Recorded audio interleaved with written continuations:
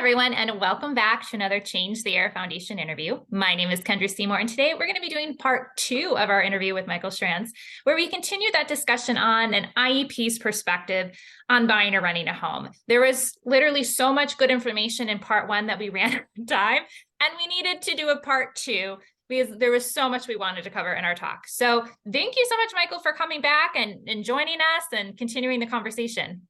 Kendra, happy to be here. Let's do it. Yeah. So to recap, just for part 1, because someone listening may want to go back and listen to that first, we kind of talked about where and what you're looking for when you're touring a potential home, right? We talked about considerations for various foundations and heating and cooling systems. We even talked about some exterior issues and how they might impact the inside of the home. And then we got into some really good conversations about mold misconceptions surrounding, dead or dormant mold, or how mold in one part of your home can impact others, and more. So you're definitely going to check out part 1 if you haven't yet.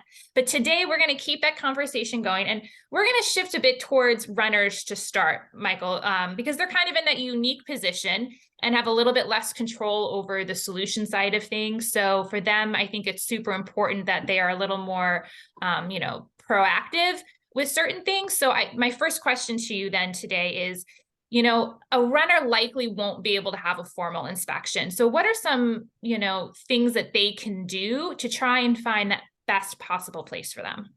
Yeah, sure. It's challenging, right? We wish, even in the sake of a home purchase, let alone a rental, that we could take that house or that structure and tell the owner, hey, do you mind if I borrow this house and perform some studies for the next year and see if it's a good home? But oftentimes we're very limited, not to mention with the renter's case. A few responses to that question. First of all, like you mentioned earlier, part 1 covers a lot of that basic stuff of what to look for in the home, the common plumbing sources, the irrigation and the outside shooting water towards the exterior wall, these classic low-hanging fruit things we cover. So be sure to check that out, because we'd have you do that no matter what.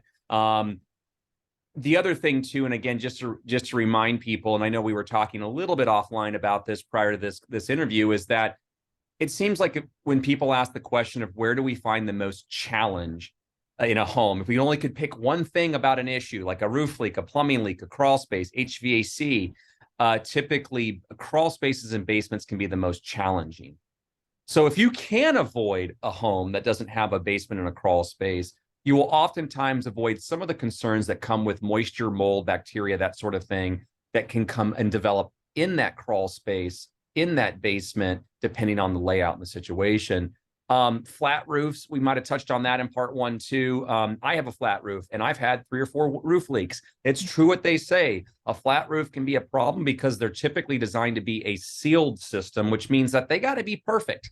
Whereas a pitched roof oftentimes isn't designed to be sealed and the water's allowed to shed on the outside. There's a lot of forgiveness there, and we typically see less issues, all things being equal, between a flat roof and a pitched. But, if we don't have time to do DIY sampling, there's ERMIs, there's Hertzme's, there's Petri dish samples, there's all these type of DIY things. The other thing we look at is from a different approach, which is working with the landlord or the owner. Episode 9 on my IEPradio.com, we dive into the things about renting. And one of the things we cover quite a bit is this negotiation process of, can you ask the owner, the landlord, to have a short-term lease? Maybe that means raising the rent up a little bit. Now, I get it. I know you're not a fan of raising the rent, but if you were able to raise the rent, like say, 50 to 150, maybe more, depending on, of course, the value of the property, you're able to break your lease whenever you want, else these people are looking for a 1-year lease. That's like insurance. And I'd like to say that, being able to do that with some landlords, owners, has been a great way to break it, because the problem is you might not be able to see something right at that before it's too late, before you sign the contract. So working with landlords, working with management, trying to find a way of like, what's the penalty if I break the lease? Can we work on a deal? And be transparent. Yeah, it is a little bit of tactfulness that would be required to be involved. You don't want to come in with all your bells and whistles, because a lot of people don't understand chronic illness. Does that sound familiar? And so if you were to go in there and say, I have health concerns and I don't plan on breaking the lease, And can we work out a monthly sort of situation? The other thing to talk about is, what would constitute breaking the lease without penalty? For example, what if I had my clinician write me a doctor's note that said this environment's not safe enough? Would that be enough? So I know it can be a little bit uncomfortable to talk about these things with the landlords and the management, but the only thing more uncomfortable than that, in my experience and opinion, is when you don't realize those things and it's too late and you find yourself stuck in an environment that's causing you an exposure and you can't get out of it without some major penalty. That's really helpful. And maybe this is too simplistic. I wonder if, when you're looking for a rental property, even simple things like trying to find one that maybe has less or no carpet, Oh, sure. like little Sure. things like that. But I do have a question. Years ago, in my younger days, my husband and I, we lived, we live in near a major city, and we lived in an apartment complex with 16 stories. And it got me thinking, if I were running today and that was my option, is there a preference, since water travels down? Would I want to aim for like an upper floor? Granted, you have your roof, lower. Is there any thought to that, or no? Am I just overthinking this? Yeah, well, I don't know. I guess it boils down to construction and personal experience, which inherently is biased. When I used to do a lot of testing for apartments before, apartment complexes don't have exactly the history of being proactive. And well, what I found is that there seem to be a lot more issues with overflows and plumbing leaks from the tenant above you than a roof leak. We're also concerned about being on the bottom floor if there's a crawl space. So if it was me, pound per pound, and again, it's hard to blanket this and say always do it this way, but if I had to go with the odds for me, I would pick the top floor unit, because you're away from the ground and any crawl space or irrigation issues, and you don't have anybody above you, because a lot of people who live in apartments like to live like rock stars.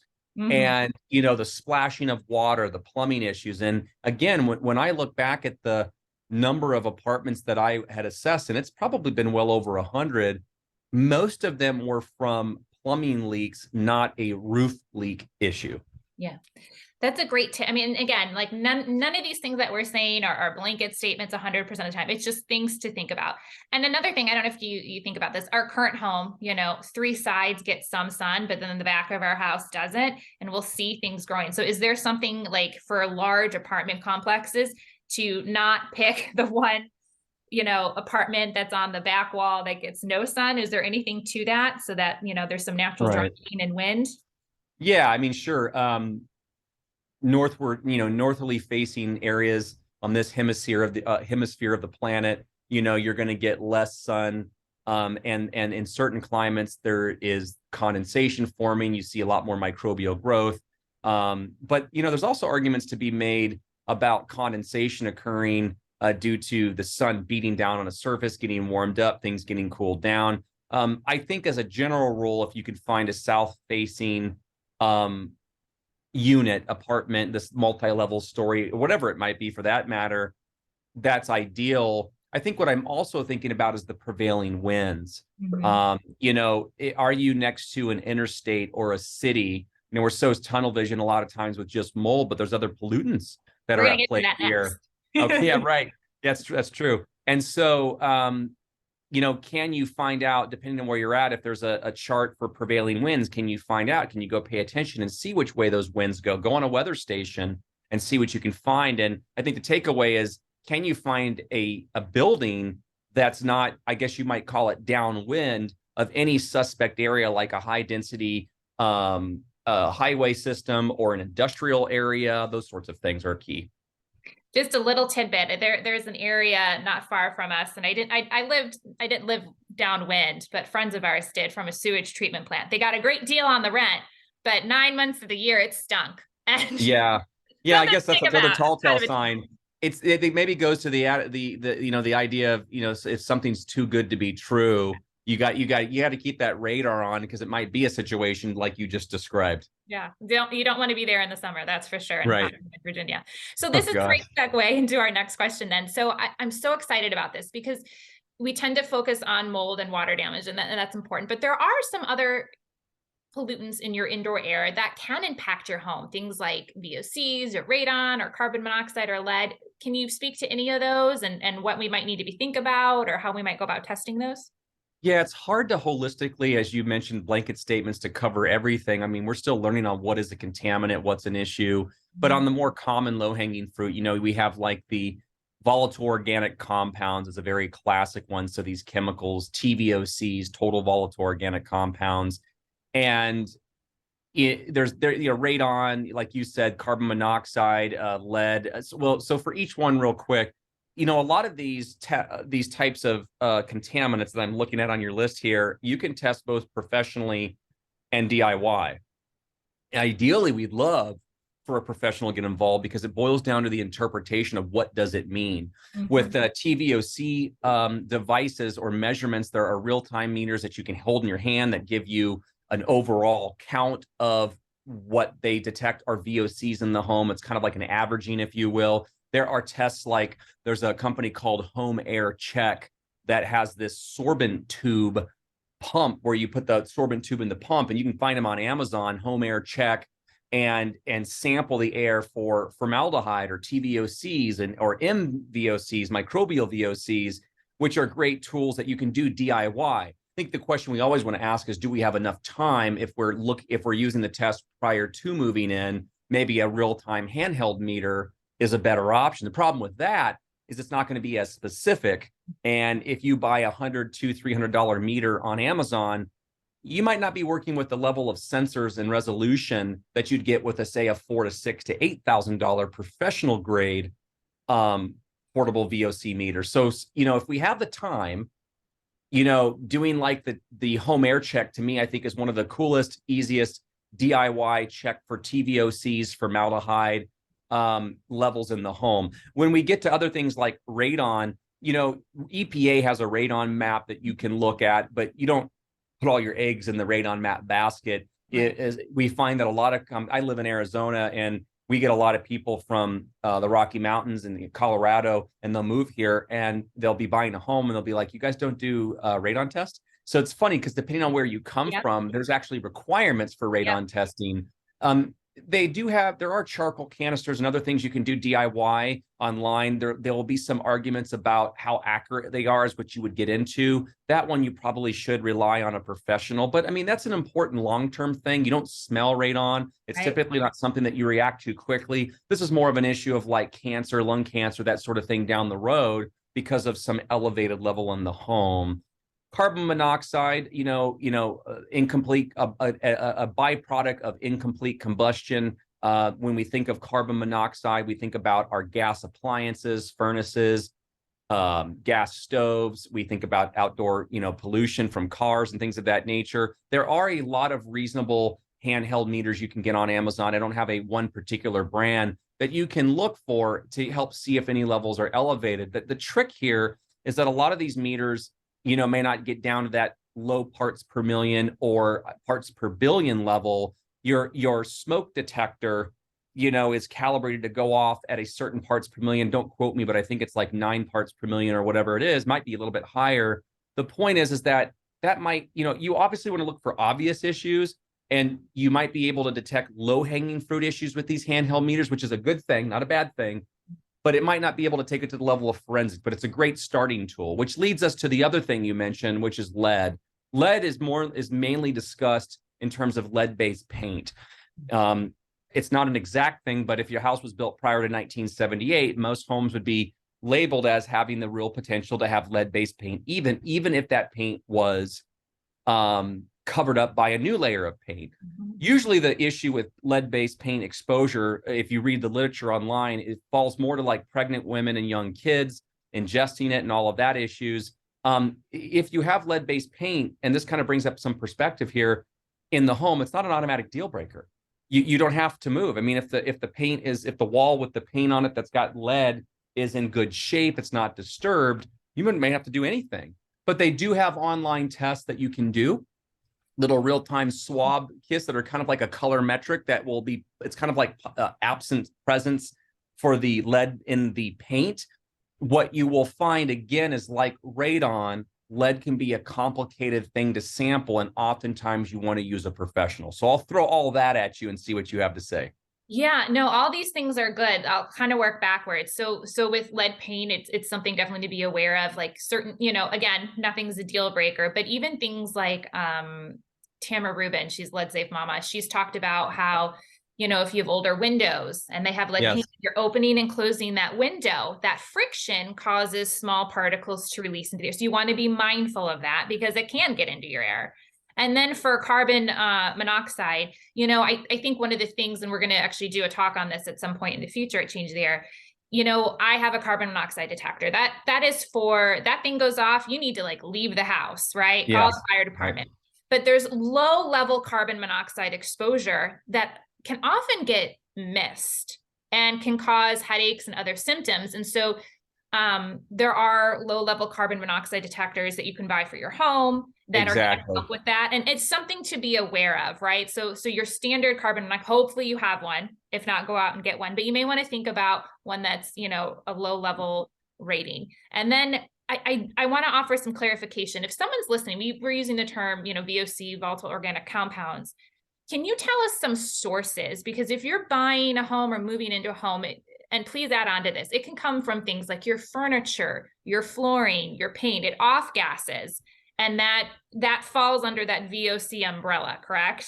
Oh, absolutely. Yeah. Anything that can is volatile, that can oxidize at room temperature, is typically what you'd call a VOC. I'm trying to be broad here. Common sources are paints, paint strippers, wood preservatives. So a lot of off-gassing from like cabinetry, a lot of aerosols, fragrances, things that you use to make your house smell pretty are VOCs. Even certain essential oils are VOCs. Disinfectants, cleaners, a lot of those are VOCs.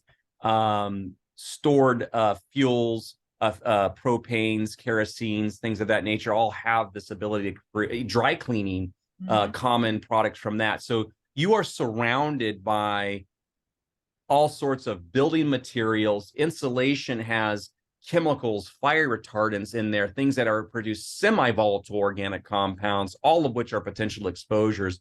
But for a VOC meter, going back to that, if it's a TVOC meter within a certain envelope, a wide spectrum of range, a lot of the VOC sources that I just mentioned will be able to be detected with that meter. And, people will do things, Kendra, where they'll take their meter, I'll use my phone, and they'll go, oh, look, I'm in the living room and it's relatively okay, but I just went into the kitchen area and the levels are spiking, and I found out they just replaced the cabinetry 6 months ago.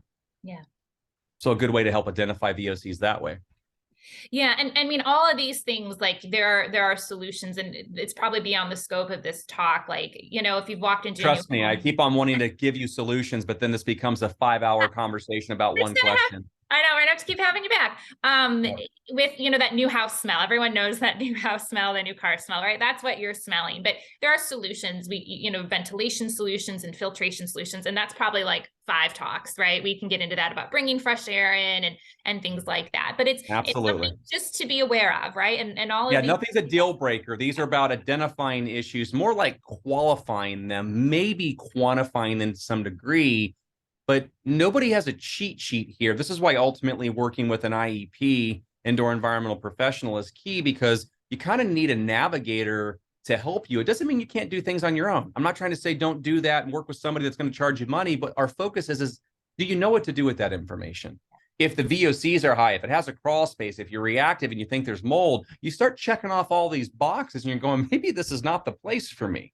But if everything is checking off and the only thing you got is slight elevated levels of TVOCs in your kitchen, as a convenient example, it doesn't mean automatically that this is not an option for you. You might see if you can even, which, going back to the first question you asked, sometimes management and landlords will allow you to stay in the place for a day. I don't mean spend the night, but even a few hours. Hang out in there, bring a book, bring a chair, and see how you react. I don't want you to be the canary, but most of you that are listening know that sometimes the testing doesn't outweigh, or the results of the testing, how you feel. And as long as you're in a calm state, and you don't feel like your limbic system is triggered, you might be able, right, Kendra, to listen to your body and see what it's telling you. I'm so glad you brought up that point. For all of our friends with multiple chemical sensitivities, MCS or related conditions, mast cell, those things are more of a problem for them. People are more sensitive, and their body will tell them more accurately than any test will. Like right now, my body's telling me this space is not okay. It doesn't mean it's a deal breaker long term, but you need to listen, and maybe you make different choices based on that. So always trust your gut, literally. And I think it can be, these are all good things for people to think about. Absolutely. Because it all kind of comes together. Now, my next question is, what are some common mistakes that you see people making that can result in mold and water damage? So again, this is assuming they've moved into this place. Just what are those things that you keep seeing people do? So we can talk a little prevention, I guess. Yeah, sure. Well, I guess the theme of the answer is not keeping the house dry enough. And the key word is enough. We're not aiming for 0% relative humidity or moisture in the air. That causes other concerns. But let's talk about a warm, humid climate like Miami, Florida. Moisture from availability, what is outside, and not bringing down that relative humidity invites the potential for that moisture that's in the air to condense on the surfaces that are in your conditioned home that you have kept at 72 to 74 degrees in the summertime. Some of you are going, I ain't paying for that electric bill, but there are people out there. The lower you keep that temperature, the lower the dew point's going to get. Meaning it's not going to take, or I should say the lower the temperature is, the more likely you will reach the dew point. And if you have higher levels of moisture in the air, because you live in Miami, Florida, it's more likely to condense. So keeping the house dry usually involves dehumidification, proper ventilation of moisture-laden air, like, for example, during and after the use of a shower. There's another thing you can add to that, what to check for is, do you have properly operating exhaust fans? Or on the kitchen range, is there a fan? Is it exhausting to the outside? A lot of the older models would just be a recirculatory, you kind of blow it right back in your face. Is it ducted out to the outside? Is there not a way into your attic or into your wall? Because we've seen it. These need to be vented outside your house. You don't want to be dumping moisture into your attic, or right on. I've actually seen this in the wall cavity. We see it a lot. And even if it's not intentional, ducts can fall and then they're venting in your attic, or in the crawl space. It's not uncommon to see dryer vents ducted and having lint all over the place. These are all tall tales. So making sure that those things work to keep the house dry, making sure these things are actually running. How many of you that actually cook over the stove actually turn on your fan? I'm guessing it's not that much. And it's not just moisture, by the way. If you have a gas burning stove, it's a great way to get rid of some of those byproducts we were talking about earlier while you're cooking from the burnt gas. The other thing that I do, you talk about prevention, is, I'll tell you what, moisture alarms. I refer to Amazon, but you guys all know you can probably go on Google and search them in a variety of ways. But if you literally type moisture alarm, we're not talking about a moisture meter. We're not talking about a handheld, non-intrusive or intrusive meter that you're checking moisture levels. We're talking about an alarm that goes off if there's liquid H2O that touches it. And they have all kinds of them. There's no one brand that I prefer. I have two different common brands. I have 10 moisture alarms in my house. Oh, me too. And they've saved me twice, at least. And you stick them by plumbing sources. So underneath the kitchen sink that you don't always go under and look.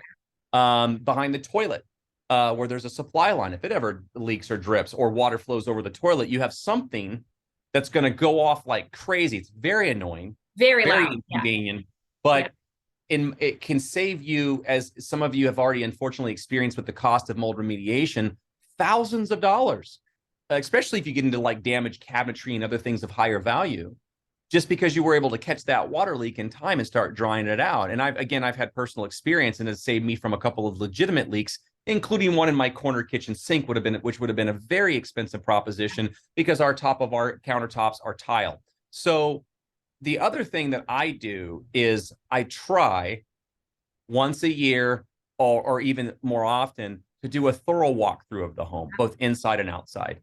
Life's busy. I have a couple of young boys, a family, a job, and it's overwhelming. I'm getting pulled from all ends. But taking the time to love your home, not quite as much as you love your family, but in that same realm, is key, because you might find like, I'll be darned, there was a slow dripping leak underneath the kitchen sink cabinet, and it was not enough to get to that moisture alarm, but it was enough to cause mold growth on my bottom shelf. Or any other scenario. So we're right back to like part one of the interview of the things that you're looking for inside and outside of the house. Do it. Especially if you live in extreme weather, like hot, cold. If you're in the northern states, the constant battle between hot and cool, expansion and contraction will test the boundaries of your home, the building materials, the plumbing, which is under pressure when we talk about supply lines. So you can easily have a leak that you didn't even realize was occurring. This is especially true for crawl spaces. I've seen many places where they've had drips and they just never knew what was going on. And they've gone in underneath their crawl space and there was literally like a small pool of water. And when I say small, anywhere from, say, a diameter of a foot all the way to like 4 or 5 feet, creating obvious microbial growth that stunk to high heaven. So that to me are the nice, easy takeaways. Walk around of your homes, inside, outside, at least once a year. And the changing of the seasons is probably more ideal. Moisture alarms to anywhere where there's a plumbing source where there could be a leak. Don't put it right next to your toilet. Put it next to your shower if you have to, just in case. And maintaining that relative humidity by using a portable dehumidifier, whatever you have to do to keep it drier. If you keep it drier, your moisture is going to have less of an ability to condense, which translates to, in this particular point, less potential for microbial growth to occur. And I love that because it's all about moisture prevention, and it's much cheaper to prevent a problem than to have to go through remediation. Amen. And yes. If I can add a few things, just tips that I have at home, I have the leak alarms as well. I have it behind my fridge because we do have a water hookup for our fridge, and eventually we would like to change that. But our washing machine, and I even have, under all of our sinks as well, the under sink trays with the high lip to catch, just to buy you time. Again, it's not going to stop everything, but it has saved me a few times. And then, if you have kids and stuff spills down, it keeps the bottom, from getting all gross, and you can clean it up. But the prevention is huge. And you'd mentioned humidity, and something I want to mention to anyone listening, a hygrometer, you can get them for like $10 online, and that will measure the humidity in your air. I mean, it's not like the professionals, but I found them to be pretty accurate. Accurate enough for what we're talking about. For what we're talking, for the average person. And so you can keep one, if you have a basement, you can keep one on your middle floor and your upper floor, and just keep an eye on it. And if it's okay, I wonder if we couldn't touch a little bit more on some of the specifics with relative humidity, because people will say, okay, well, what should I keep the humidity at in my home? And you'll see a general rule of thumb below 50%. But that actually changes a little bit depending on the temperature and the time of year, right? Because your relative humidity should be lower in the winter for the reason you mentioned, right? Because the moisture in the air is going to condense sooner if the temperature is lower. Am I explaining that correctly? Well, yeah. So let me see if I can say it this way. Relative humidity, the term relative is there because the warmer the air is, the more physical actual weight of water it can hold in vapor form. So just to stop you, that's like if I live in humid Virginia, that's like when you walk out and you feel like you're walking into just a wall of humidity. I don't know how else to explain it. Like you can tell there's a lot of moisture in the air in the summer. Yeah. Right, exactly. The amount of moisture that you could wring out, if you had a cubic foot of air and both of them had 50% of moisture in them, but the air in one box was 50 degrees, and then the other box, it was 100 degrees. And then you were able to wring out the moisture. You'd have way more moisture in the 100-degree air at 50% than at the 50-degree at 50%.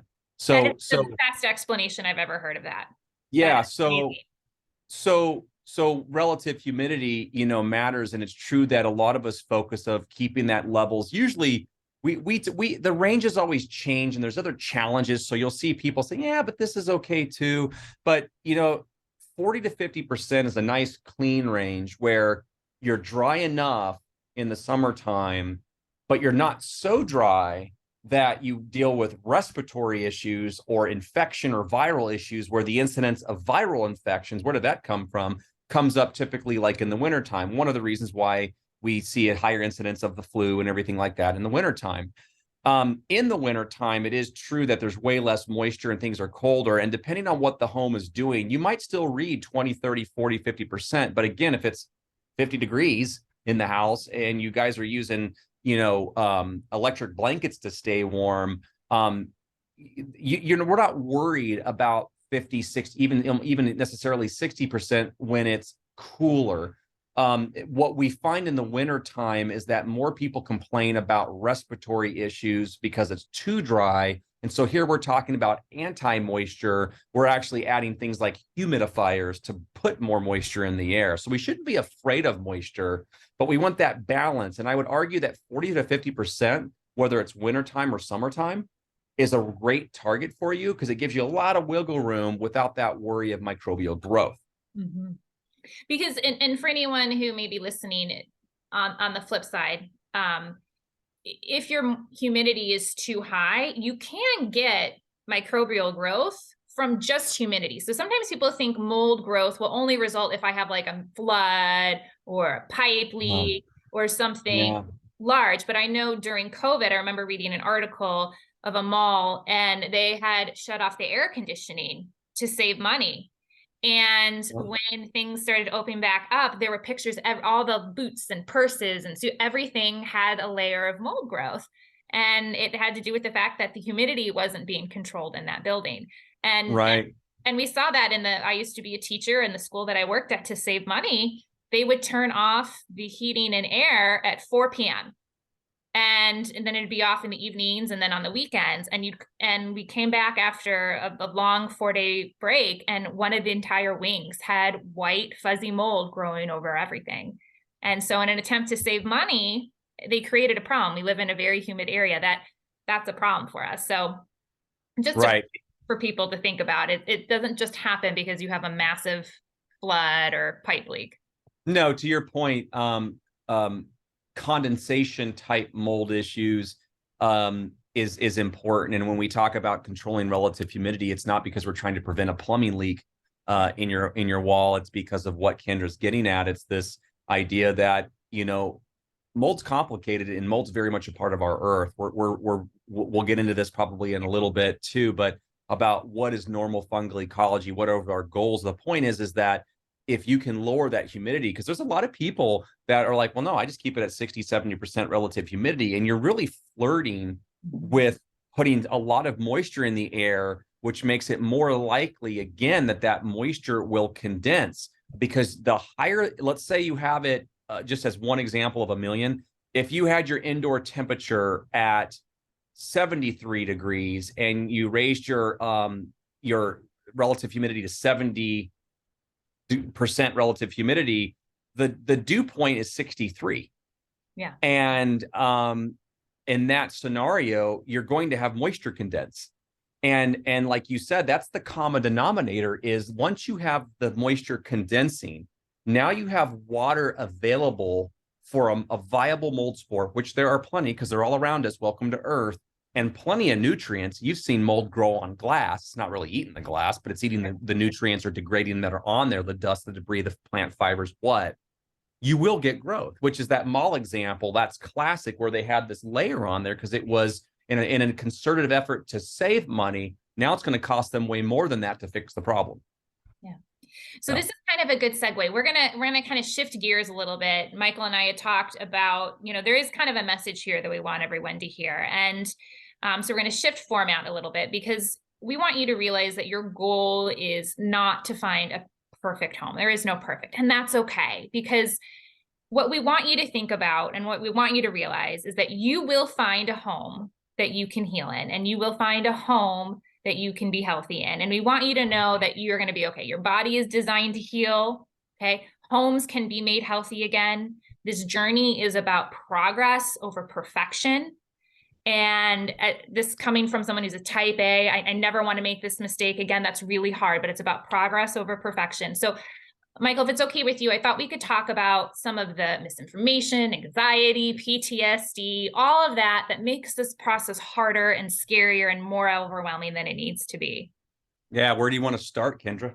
I don't know. Take it away and we'll just kind of go from there. Eat it from there. what I've seen a lot in the last 2 or 3 years is the triggering of people that feel like they're in flight or flight, this triggered limbic system where you're kind of always in a state of fear, anxiety. And, I don't know if I just wasn't paying attention to it before, but, prior to a few years ago, it seemed like we would just have these conversations about the difficulties of home and health and that not really observe, because at that point I was an observer of the health complaints. It was more just like a pain in the butt, matter of fact. All right, we deal with it and we're going to sell the home, and that was it. I don't know if it was with the introduction of the coronavirus or COVID-19, if it was just the fact that we live in an upside down world where we have more of an intimate relationship with our phone and being overwhelmed and constantly just being stimulated, that we're seeing this influx of just people that, whether they have a mold problem or not, they're coming in here with they're triggered. They're in that sympathetic state. They're not calm. They're not relaxed. They're nervous. They're afraid. They're looking over the proverbial shoulder, trying, looking for that one mold spore. And when we stop and think about the amount that everyone's dealing with, it kind of reminds us just holistically that, hey, maybe you need to have some self times, whether it's meditation, breathing exercise, just kind of ground yourself because of the pace. But the other thing that doesn't help is the fear mongering, is the intentional or not. I don't think that every company out there that use what I would call trigger words are doing it because they're like, hey, if we say it this way, they're going to really want to use us. But there are people out there that do that. And even if they're not doing that, they're using terms like toxic. They're saying things that, if that's bad, you have to get out, throw everything out. And there's no context. Mm-hmm. In fact, a lot of times when you ask for the context, you realize it was not even close to what you read. In fact, when you ask a lot of those sources, can you provide me with the studies? I mean, of why we have to throw everything out, or why that this particular sample result is a problem, you don't oftentimes get a good answer. You get a fear-based answer, or, well, this happened to me and this is what worked for me. And what I'm seeing as not just now an observer, but somebody who also has gone through recently with chronic illness. So I kind of got a taste of what I've seen now, a real one actually, is that people just are getting triggered by the bad information. They have this feeling there's no hope. They're oh my gosh, I had a water leak. I got people that are looking at homes and they find a water stain in the kitchen sink cabinet and they leave. They don't want to deal with the home. And I'm sitting here going, that could have been the perfect home for you. Yeah. So there's just, I guess, to land the airplane, Kendra, because I want to bat this back and forth with you, is I feel like people don't know what to do, but they kind of treat mold like plutonium, where like if one little spore hits them, their arm's going to fall off. They're freaking out. They have every reason to feel that way. All of the stuff that you seldom see people, they're like, relax, it's going to be okay. From celebrity status clinicians and practitioners and IEPs, you don't hear that. Yeah. What you hear is fear, run. It's a good thing you found us. We'll save you. And I think that our industry needs to do a better job, because, folks, what's not being glorified as much as it should are the success stories. The amount of people that are getting better, that are healing. It's weird how we are when we go on the news. How many of us look subconsciously for good information versus bad information? What grabs your eyes? The wreck that happened on the interstate, or a success story about somebody that had something positive happen in their life? These are rhetorical questions. Yeah. So that to me has driven me nuts, and I know you and I've had a lot of in-depth talks on these types of topics. I'm really striving to make sure that as we learn to talk about these things, that we remind the audience that we're not talking about plutonium. Your house is not on fire. We're just talking about these long-term goals and these long-term considerations, to be curious but not fearful, to be responsive, to be responsible for your health, but not to fall victim without really getting into the science of what we know and what we don't know, that your life is ruined. You'll never get better. It's going to cost me hundreds of thousands of dollars. More people than not are getting better on far less than the horror stories you're reading. Yeah. And so that's something, for anyone listening, for context, if you don't know, I co-founded and got involved in Change the Air because of my family's own experience, starting 10 years ago. I lived through firsthand. I made every mistake possible. Everything that you are not supposed to do, we did. And we're still here and we're doing better. And it's okay. And you will be too, because I get firsthand that analysis paralysis. You may be sick yourself or taking care of a loved one or a child who isn't doing well, and you're working, and it's a lot, and you just want someone to tell you the answer. And it's so overwhelming as a consumer because you are getting all this different information. It's hard to know who to trust, right? You hit this paralysis. And so Well I know said. I was guilty of it. Instead of, I didn't want to make the wrong choice. So sometimes I made no choice, and that is a choice in and of itself. So it's not about figuring out your next 10 steps. So for anyone listening, it's about what is the next right step? What is the next piece of information I need that's going to help me understand my situation and move me forward? Because that analysis paralysis is a real thing. And then just to touch on something too, because for me at least, the PTSD associated with it was a very real thing, and not something I think, and I get that. So for everything I've learned over the 10 years that I've been doing this, and I'm learning every day, things still happen in my home. And I do all the prevention, I do all this stuff, and things still happen. And that's okay, because one, I catch it sooner than I would have before I became knowledgeable. And two, I know how to handle the situation better. And initially, though, we had a situation over the summer where there was a teeny spot. Like, I'm always checking my ceilings, I'm checking my baseboards, I'm paying attention to shadows. Is that a new spot? And I took my little moisture meter and I just held it there, and it definitely went off. And I was like, okay, so I panicked, right? And I think a lot of people who have been through this can relate to that. And then I said, okay, I got over my moment of panic, and I'm like, all right, I'm going to give my IEP a call, and we're going to get to the bottom of this, and we're going to figure out what it is. And I'm going to get the remediation company, and I'm going to go through, we have resources, by the way, changetheairfoundation.org, on how to find an IEP and a remediator. So check those out. And we got through it. Was my anxiety heightened? Yes.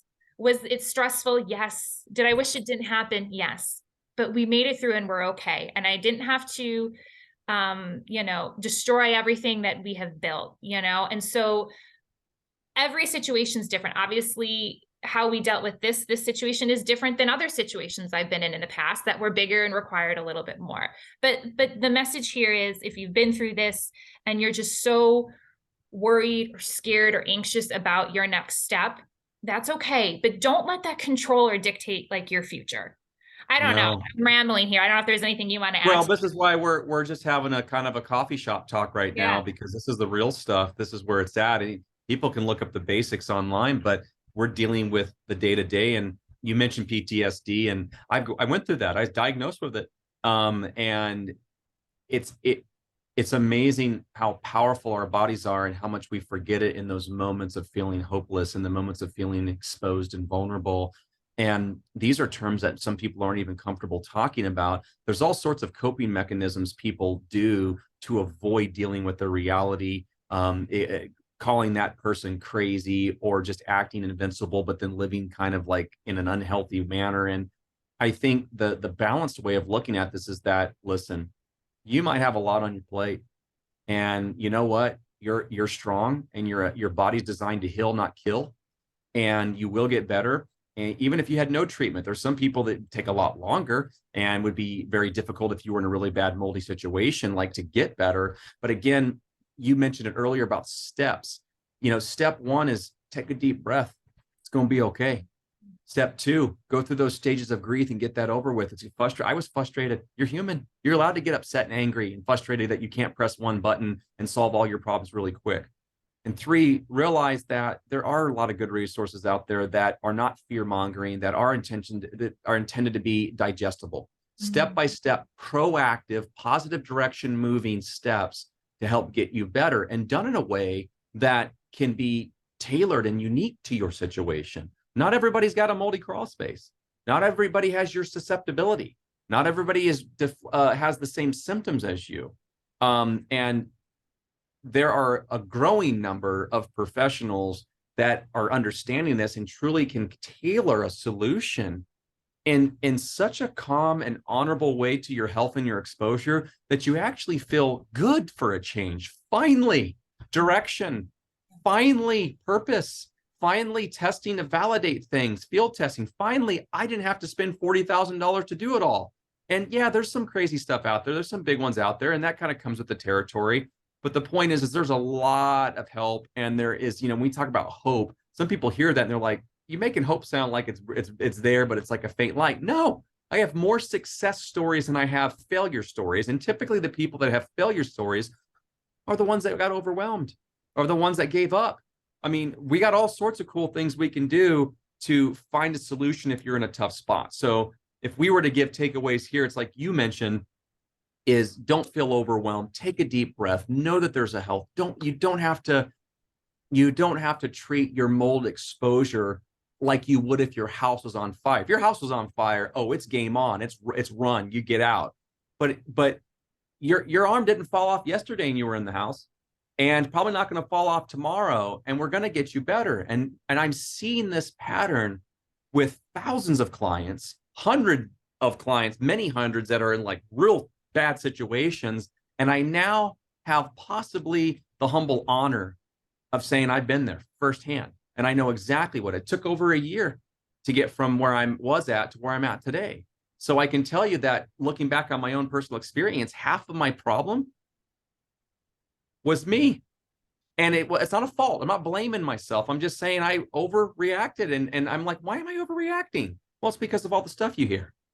And so you have hope and you have resources. This is a great organization that's trying to bring those resources for you so that you can get away from that nagging social media group where you went on there for healing and comfort and direction, and all they do is scare the hell out of you. Right. If it's all right, because we're running out of time, can I leave us with a story of hope? Because you brought that up, and I think it's worth sharing. We recently featured on the Change the Air Foundation website the story of a father. His name's Jamie Way, and he actually reached out to Change the Air Foundation, and he wrote this beautiful article that we ended up publishing on our website. And it's called It's Not Just Hair. And I encourage anyone listening to read it. And it's about his daughter's struggle with alopecia. She was 4, and I'll just give you high level. And she woke up one morning and there were huge chunks of hair on her pillow, and they couldn't figure out why. And I won't get into the details, but 3 years went by and they did all the treatments and they did everything else. And it was incredibly hard and incredibly defeating. And he kept researching and asking questions, and finally was able to make that connection between their health and their home when he had an IEP come in, and they ended up discovering mold and lead in his daughter's bedroom and several other parts. And during this time, after it was fixed, this child had lost every hair on her head, face, and body. Nothing had worked for 3 years. They remediated the home. Within like days, she had her first hair pop up, and then a whole crop of hair. And this child's body began to heal because it no longer had to respond to the threat that was in the environment, and now has this beautiful head of hair. They are still in the home. And it is the most heartwarming story. If you read it, I promise you will want to read to the end. And it's a story that is about awareness, and it's also a story about hope, because that's what we need to understand about this. There is that light at the end of the tunnel, and it's okay that you're scared, but don't let that keep you from taking your next right step for you and your situation, because it's going to look different than the person in the Facebook group or the person down the street, because no two situations are alike. Are there any last thoughts you want to leave us with? You knocked it out of the park, I think, in those last few comments, just to resonate and say, yeah, I absolutely agree. It's what we say, how we say it is more important often than the words. And we lose context, and we're such an age of instant information and acquisition. I mean, now you used to have to use a thing called encyclopedia to look up stuff, and now you just Google it.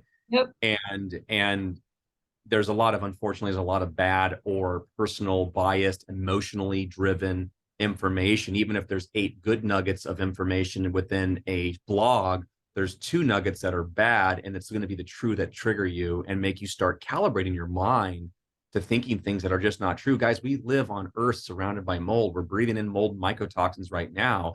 The way that some people make you think is like, so I guess the standard is I have to live on a bubble in Mars in order to, live a non-exposed life. And I go, that would be worse. That would be worse. You have no exposure, and you'd be like the astronauts return from the International Space Station and have immunocompromised systems because they haven't had the normal exposures they've had on Earth.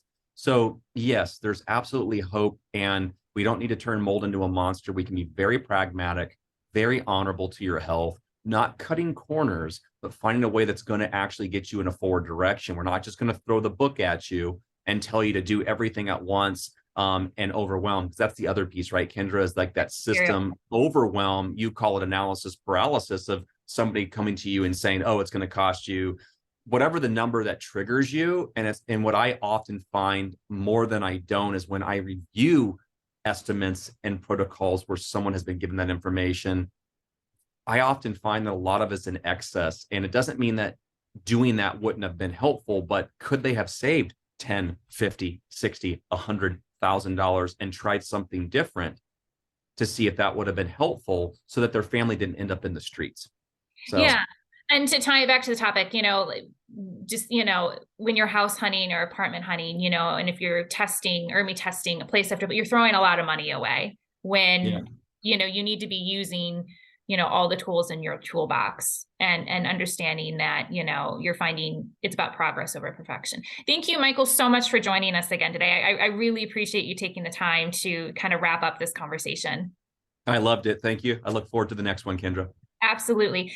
For anyone listening, if you found this interview helpful, do me a favor and head on over to changetheairfoundation.org and sign up for our newsletter, because this is just one of many interviews that we want to share with you, offering, practical tips and advice and helping you make that connection between your health and your home. So the newsletter really is the best way to get that information directly to your inbox. So check out changetheairfoundation.org, and we'll see you next time. Thanks so much.